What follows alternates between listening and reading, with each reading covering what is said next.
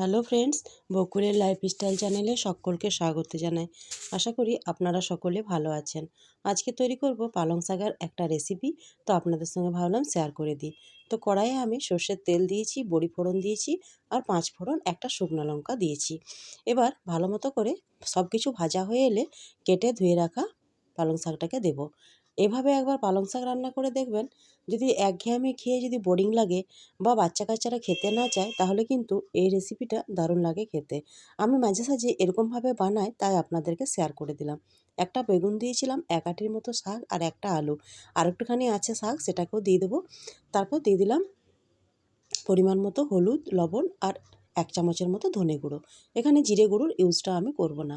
একবার এভাবে পালং শাক বেগুনটা রান্না করে দেখবেন, দুর্দান্ত স্বাদের হয়। আর গরম ভাতে কিন্তু আর কিচ্ছু লাগে না। তো আমার কয়েকদিন থেকে শরীরটা ভালো নেই, তার জন্য আমি 2 দিন ব্লগ দিতে পারিনি। আজ হচ্ছে রবিবার। রবিবার আমি সকাল সকাল ভাবলাম যে যেটুকু রান্নাবান্না করেছি সেটুকুই একটুখানি শেয়ার করি, আর যা যা করলাম একটু শেয়ার করে দিই। তো শুধুমাত্র রান্নাবান্নাটাই শেয়ার করতে পারবো, আজকে আর কিছু দেখাতে পারবো না। প্রচণ্ড জ্বর সর্দি, 2 দিন থেকে উঠতে পারিনি। মেয়েগুলোর খুবই কষ্ট, ওরা তো কিছু করতে শিখলো না।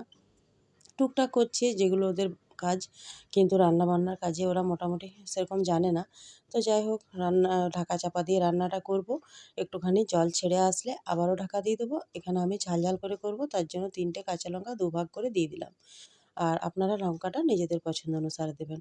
শাক জাতীয় জিনিস একটু ঝাল খেতে ভালো লাগে। তারপর পালং শাক তো সেই কখন থেকে শুরু হয়েছে খাওয়া, সকলেরই নিশ্চয়ই বোর লাগছে খেতে।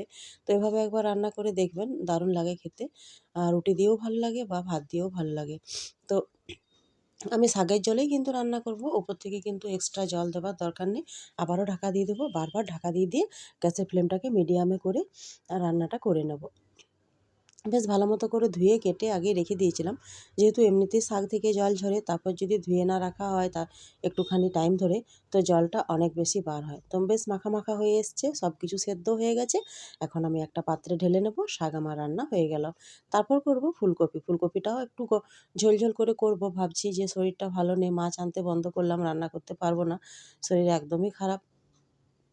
তার জন্য আমি ফুলকপিরই একটুখানি ঝোল করব। ডাল তো মেয়ের জন্য করতে হবে, আর খাবার সময় আমি চাটনি, পাঁপড় এগুলো বানিয়ে নেব।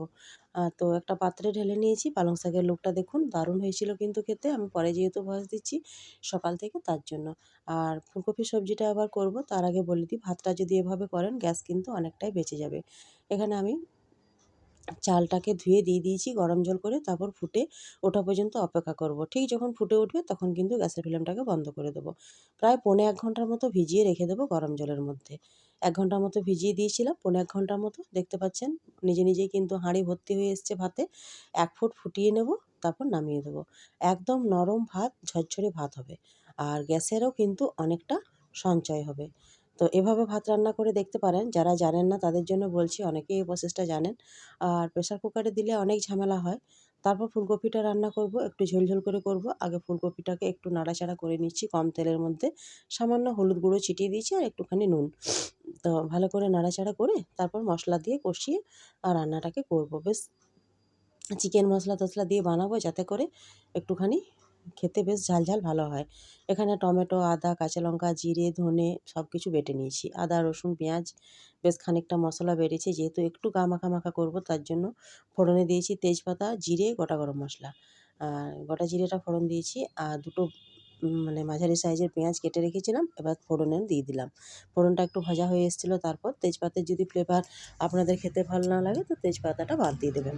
তো এভাবে কিন্তু ফুলকপিটাও রান্না করে দেখতে পারেন।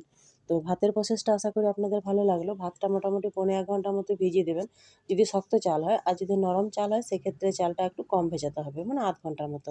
তারপর 1 ফুট ফুটিয়ে নিলেই কিন্তু রান্নাটা হয়ে যাবে। ভাত রান্নাটা গ্যাসের কিন্তু অনেক কম খরচ এই রান্নাটাতে। তো এবার আমি ফুলকপিটা রান্নার জন্য যে মশলাটা বেটে রেখেছিলাম সেটাকে দিয়ে দিলাম। এবার ভেজে রাখা ফুলকপিগুলো দিয়ে দেবো। আর মাঝখানে আমি দিয়ে দিয়েছিলাম হলুদ গুঁড়ো আর গরম চিকেন মশলা। হাফ প্যাকেটের মতো, যে 10 টাকার চিকেন মশলাগুলো পাওয়া যায়, সেটা পুরো হাফ প্যাকেটের মতো দিয়ে দিয়েছিলাম।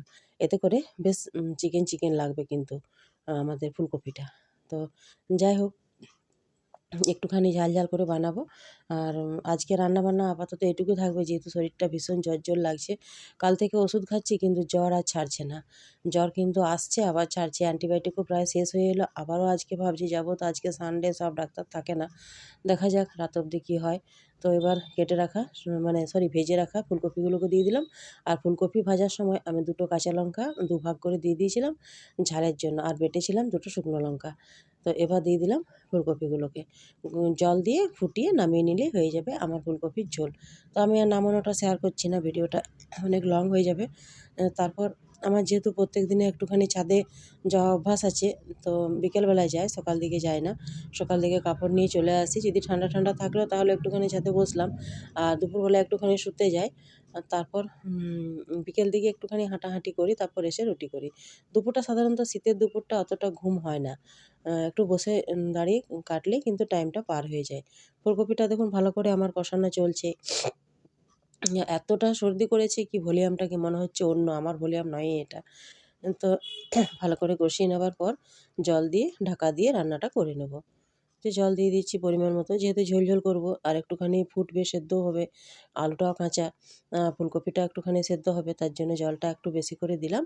এবার ঢাকাটাকে দিয়ে 1 ফুট ফুটিয়ে নামিয়ে নিলে হয়ে যাবে আমার চিকেনের সাথে ফুলকপির ঝোল। তারপরে এই যে ছাদে পাখি একটা বসে আছে, একটু উঠেছিলাম বিকেলবেলা। তো সকলকে জানাচ্ছি গুড ইভিনিং, আর আমার ভিডিওটা আজকে এখানেই শেষ করছি। তো আমার ভিডিওটা কেমন লাগলো আপনারা অবশ্যই জানাবেন। তার পাশে থাকবেন সকল।